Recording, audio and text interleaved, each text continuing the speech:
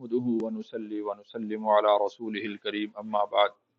فأعوذ بالله السميع العليم من الشيطان الرجيم بسم الله الرحمن الرحيم۔ آج ہم سورۃ نساء کی آیت کا جو 12ویں آیت کا بقیہ حصہ تھا اس کو پڑھیں گے۔ اس آیت کے حصے میں اللہ تعالیٰ نے کلالہ کی میراث کو بیان فرمایا ہے۔ کلالہ کس کو کہتے ہیں، اس کی بہت ساری تعریفیں کی گئی ہیں، لیکن جو سب سے راجح تعریف ہے وہ یہ ہے کہ کلالہ اس شخص کو کہا جاتا ہے جس کے والدین میں سے بھی کوئی زندہ نہ ہو اور اولاد بھی کوئی نہ ہو، نہ باپ ہو نہ دادا، اور اسی طرح اولاد بھی کوئی نہ ہو، تو وہ شخص اگر وہ فوت ہو جاتا ہے تو اس کو کلالہ کہا جاتا ہے۔ تو یہاں کلالہ کا لفظی مطلب تو کمزور ہوتا ہے، تو چونکہ جو اصول ہیں والدین اور جو فروع ہیں اس کی اولاد، وہ مضبوط رشتہ ہوتا ہے، اور والدین کو چھوڑ کر اولاد کو چھوڑ کر جو دائیں بائیں کے رشتے ہیں، مثلا بہن بھائی ہیں، حقیقی بہن بھائی ہوں یا معاشرک بہن بھائی ہوں، تو وہ کمزور رشتے ہوتے ہیں۔ تو اس وجہ سے کلالہ یعنی کمزور رشتہ داری کو کہا جاتا ہے، اور اس سے پہلے لفظ محذوف ہوگا ذو کلالہ، یعنی کمزور رشتہ داری والا شخص، تو اس کی میراث کو اللہ تعالیٰ نے یہاں پر بیان فرمایا ہے۔ ترجمہ دیکھیے، وَإِنْ كَانَ، اور اگر ہو، رجل مرد، یورث کلالۃ، وارث بنائے کلالہ، او امرأۃ، یا عورت، یعنی کلالہ میں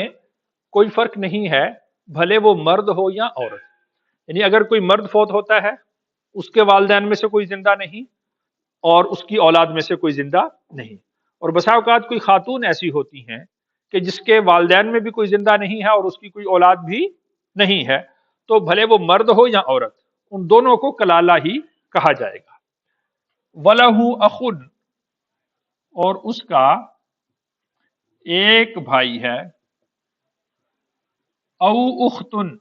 یا ایک بہن، فَلِكُلِّ وَاحِدٍ، تو ہر ایک کے لیے، منہما، ان دونوں میں سے، السدس، چھٹا حصہ۔ تو اب جو کلالہ فوت ہو گیا ہے، اب اس کی مختلف صورتیں ہو سکتی ہیں۔ ایک صورت یہ ہے کہ اس کا ایک ہی بھائی ہے، اور ایک صورت یہ ہے کہ اس کی ایک ہی بہن ہے، یا تیسری صورت یہ بنتی ہے کہ اس کے ایک سے زیادہ بھائی ہیں یا بہنیں ہیں۔ اگر اس کا ایک ہی بھائی ہو یا اس کی ایک ہی بہن ہو تو پھر ان دونوں میں سے ہر ایک کو، چونکہ ایک ہے نا، تو ہر ایک کو چھٹا حصہ ملے گا۔ اچھا، یہاں پر ایک بات ذہن میں رکھیں، اور ایک یہ بہت اہم اصول بھی ہے کہ یہاں پر کلالہ کی میراث کو اللہ نے بیان فرمایا اور یہاں پر حصہ دیا چھٹا۔ اسی صورت کے آخر میں کلالہ کی میراث کو بیان فرمایا اور وہاں پر تیسرا حصہ بیان کیا گیا ہے کہ تیسرا حصہ ہوگا۔ تو علماء نے لکھا ہے، اب دیکھیے کہ یہ بغیر علماء کے یہ بات سمجھ نہیں آئے گی۔ اگر ہم یہ کہیں نا، جیسے لوگ کہتے ہیں کہ قرآن کو خود سمجھو، تو اس آیت کے حصے کو پڑھے گا اور اسی صورت کے آخری حصے کو پڑھے گا، وہاں پر بھی کلالہ کی میراث کو بیان کیا گیا ہے، وہاں پر کلالہ کی میراث اور ہے، یہاں پر کلالہ کی میراث اور بیان کی گئی ہے۔ اگر خود پڑھے گا تو پریشان ہوگا کہ وہاں پر کلالہ کی میراث یہ ہے، یہاں پر کلالہ کی میراث یہ ہے۔ تو علماء نے لکھا ہے کہ یہاں پر اس کلالہ کی میراث کا ذکر ہے کہ جو صرف ماں شریک ہے، عینی بھائی نہیں ہے۔ عینی اس کو کہتے ہیں جو حقیقی بھائی ہوتا ہے، ماں اور باپ دونوں کا شریک۔ یہاں پر جو میراث بیان کی جا رہی ہے یہ اس کی جا رہی ہے جو صرف ماں شریک بہن ہے یا ماں شریک بھائی ہے۔ تو چونکہ ماں شریک بہن پہلے ہی کلالہ کمزور ہے، پھر صرف ایک حصہ ملا یعنی ماں شریک ہونے کی وجہ سے، تو ثلث سے بھی آدھا ہو گیا، ثلث سے آدھا چھٹا حصہ ہوتا ہے، تو اس کو چھٹا حصہ ملے گا۔ فَإِنْ كَانُوا، پھر اگر ہوں، اکثر من ذالک، اس سے زیادہ، यहां पर बयान हुआ एक भाई है छठा हिस्सा, एक बहन है तो उसको भी छठा हिस्सा, और अगर इससे ज्यादा हो यानी दो भाई हो जाएं, दो बहनें हो जाएं, एक भाई दो बहनें, यानी एक से अदद जब बढ़ जाएगा दो हो जाएंगे, फ़इन कानू अक्सरा मिन ज़ालिक फ़हुम, तो वो शुरकाउ फ़िस्सुलुस, शरीक होंगे एक तिहाई में। अब कुल मीरास के 3 हिस्से किए जाएंगे, तो जो एक तिहाई हिस्सा है उसको तकसीम कर दिया जाएगा। ये वाहिद एक सूरत है कि जिसमें मर्द और औरत को विरासत में बराबर रखा गया है, यानी यहां पर बहन और भाई दोनों को कितना मिलेगा, बराबर बराबर, एक जितना।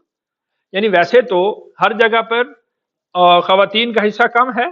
मर्दों की बनिस्बत, लेकिन ये वाहिद एक सूरत ऐसी है कि जिसमें मर्द और औरत दोनों बराबर हैं।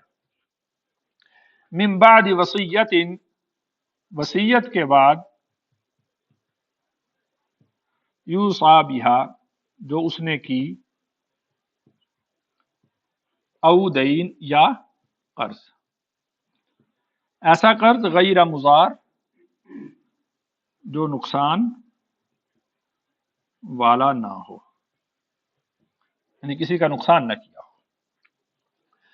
अब यहां पर ये देखिए कि इस रुकू में अल्लाह ताला ने 3 दफा ये बात हुक्म इरशाद फरमाई है कि जब भी मीरास तकसीम की जाएगी, तरका तकसीम होगा, तो उसमें वसीयत को भी जिक्र किया और कर्ज को भी जिक्र किया। हर आयत के हिस्से में वसीयत को पहले जिक्र किया है और कर्ज को बाद में जिक्र किया। हालांकि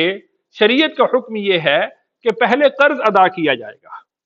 अगर सारा माल उसका कर्ज में चला जाता है तो फिर वसीयत बाकी नहीं रहेगी, वसीयत नाफिज ही नहीं होगी। और अगर कर्ज अदा करने के बाद जो माल बचेगा उसके 3 हिस्से किए जाएंगे और उसमें से एक सुलुस को तकसीम की वसीयत में दिया जाएगा और बाकी मिरास और तरका तकसीम होगा। तो जब शरीयत का हुक्म यह है कि कर्ज पहले अदा किया जाए तो वसीयत को पहले क्यों जिक्र किया? तो हजरत अली रजी अल्लाह अन्हु फरमाते हैं ये इसलिए जिक्र किया है कि चूंकि वसीयत में जो वारिस होता है उसके लिए वसीयत नहीं होती,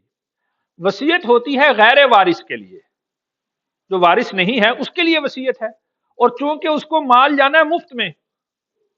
एक आदमी अपने भांजे के लिए वसीयत कर देता है, भतीजे के लिए वसीयत कर देता है, किसी